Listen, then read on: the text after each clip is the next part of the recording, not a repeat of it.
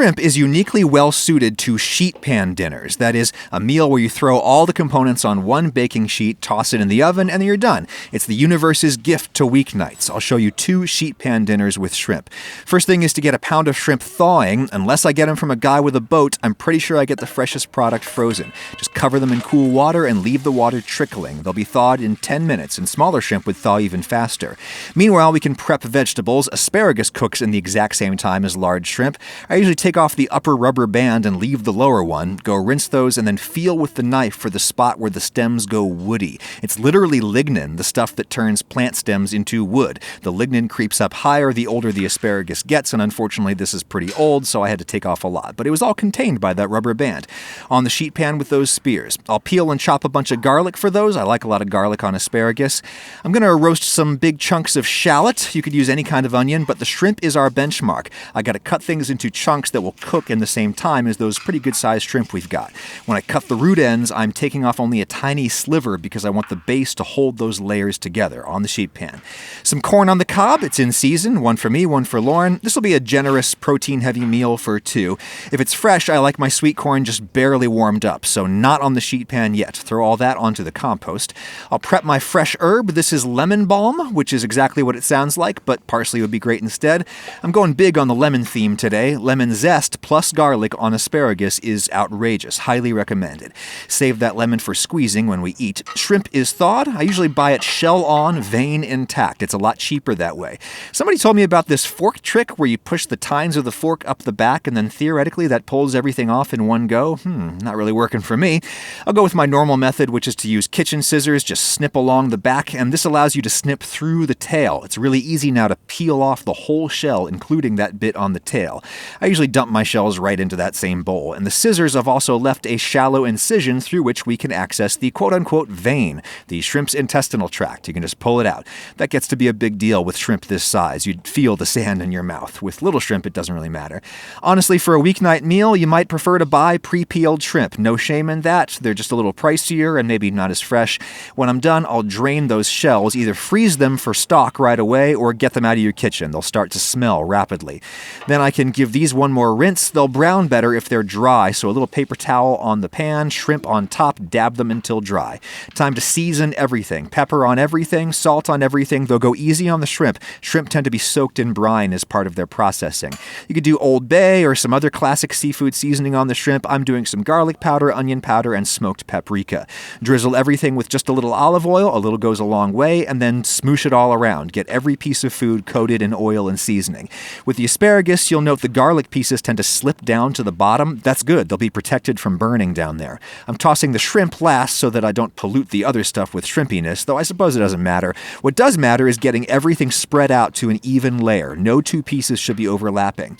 Now we can flip on the broiler/grill. It heats up so fast that you can do that right before you want to cook. Oh, like my new glasses? Yeah, they're from Warby Parker, of course, the sponsor of this video. All my glasses are Warby Parker. They provide excellent vision care in stores and online. Eye exams, sunglasses, contacts, progressives, blue light, everything. To do a free home try-on, you just pick some frames. Be adventurous, because a few days later they're going to show up at your door, you crack them open, and you can try on whatever crazy thing you want, and only your intimates will be there to make fun of you. Oh, I like those. Yeah, that one's the winner. I love how smooth and solid the frames feel. And glasses start at just $95. The trial frames you throw in the box, you slap on the prepaid return address sticker, and then in the mail it goes. Try it yourself with my link in the description. Order 5 pairs of Warby Parker frames to try on free for 5 days. There's no obligation to buy. Shipping is free too. warbyparker.com/Ragusia. Thanks, Warby Parker.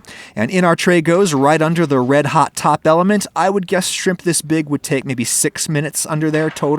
While we wait, we can cut our lemon into wedges for juicing.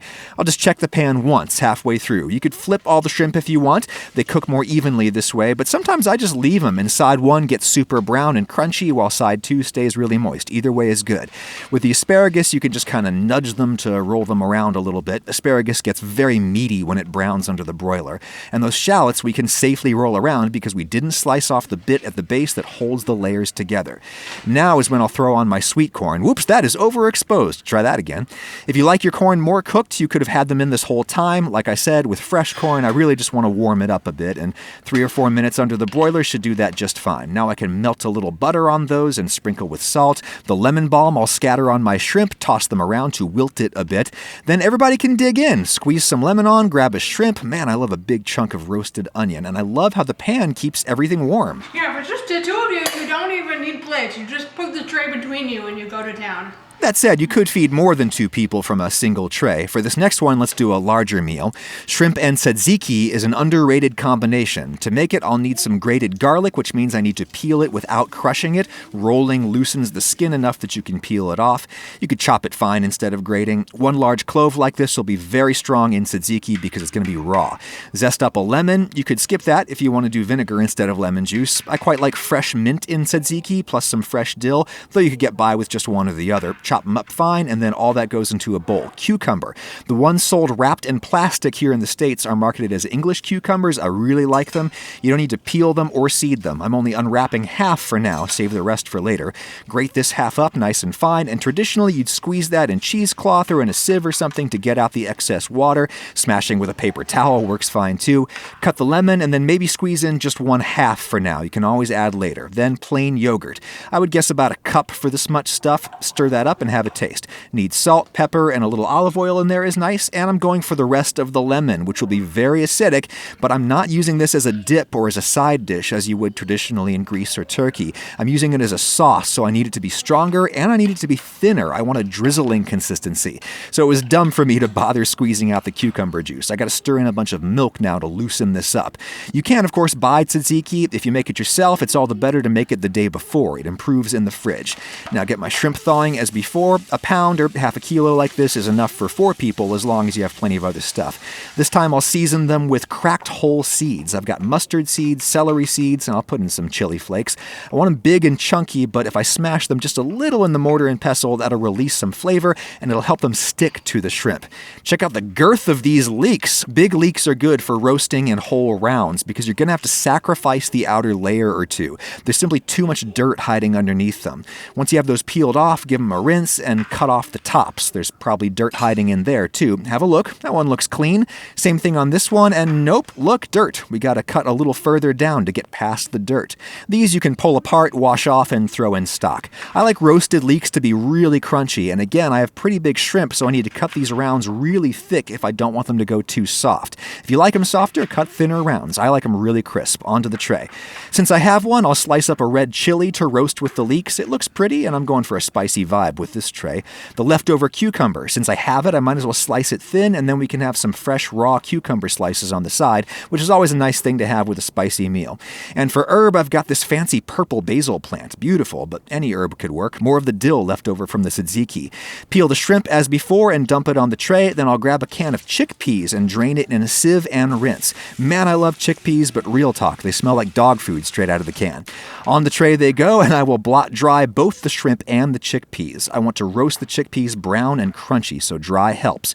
My cracked seeds go on the shrimp. Let's do some harissa powder on the chickpeas. Any spicy seasoning would be great on them.